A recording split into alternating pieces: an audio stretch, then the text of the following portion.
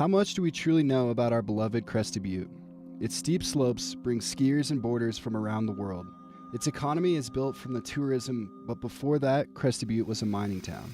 Crested Butte is rich with coal and silver, which brought in immigrants looking to make a new life in America.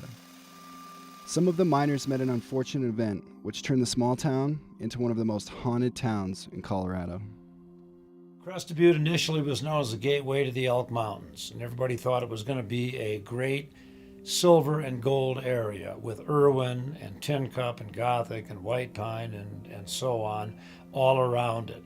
The initial people that came to Crested Butte in the 1860s were placer miners, and they came up to Washington Gulch and the Crystal River along the banks of Coal Creek, and that lasted for about a decade, and they were gold panning. And then that mining rush came in the late 1870s, and the spillover came in from Lake City. In Colorado, we got a Colorado mineral belt that goes 250 miles south and west from Caribou up around Boulder, all the way down to about Durango in the southwest. So when miners came to Leadville and they came into the San Juan, and Gunnison was kind of in the middle, they knew that there had to be gold and silver somewhere in the middle along that mountain range. But it became obvious very early that we did not have the high-grade ore that a lot of these other areas had. So Crested Butte turned to what it had oodles of, and that was coal. There were 9 mines around Crested Butte that were coal mines.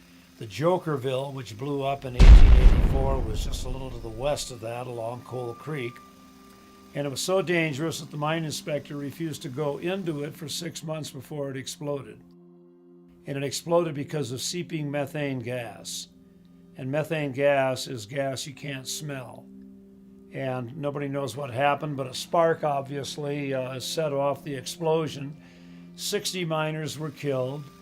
A lot of them got to about 200 feet of the fan, which supplied air inside the mine, but the fan was smashed by the explosion, wasn't working, and these guys who weren't hurt by the initial blast just died of lack of air 200 feet from safety.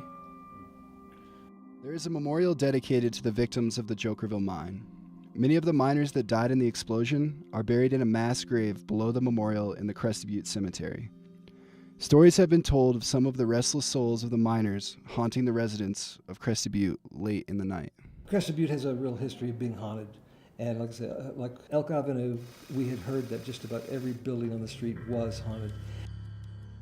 The victims of the Jokerville explosion are not the only paranormal spirits that lurk in Crested Butte. On Elk Avenue lies the Forest Queen Hotel. What we really liked about the Forest Queen is it had a long history. You know, the downstairs was originally a saloon, the upstairs was a brothel. And it still looks just exactly the same, pretty much the same architecture, same floor plan. And a number of people had told us that it had a reputation for it, and so it had the look. Locals and tourists alike have reported paranormal activity coming from the second floor of the Forest Queen Hotel. The trapped spirit, who is known as Elizabeth, torments the guests throughout the night.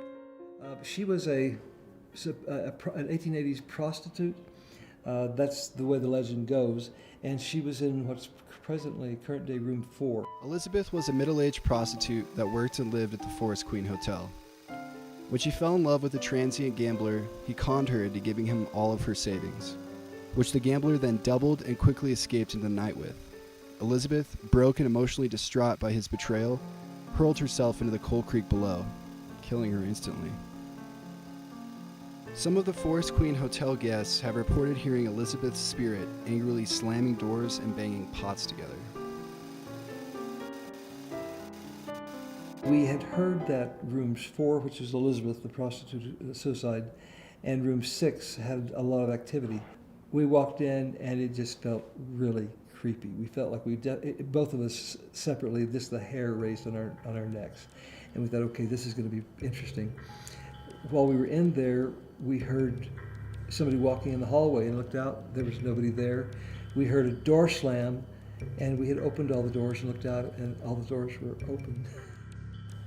My wife, Kim, she started feeling something pinch her lower leg, And she didn't mention it to me at the time. She thought, I bet I've got my boot must be, my sock must be pinching there.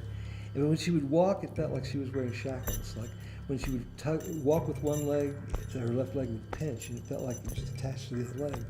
And that went on all during the investigation. And as soon as we walked out the door into the sidewalk, it wasn't there. This small Colorado ski town is known for its treacherous, steep slopes. But the darker side of the town lays waiting in the shadows.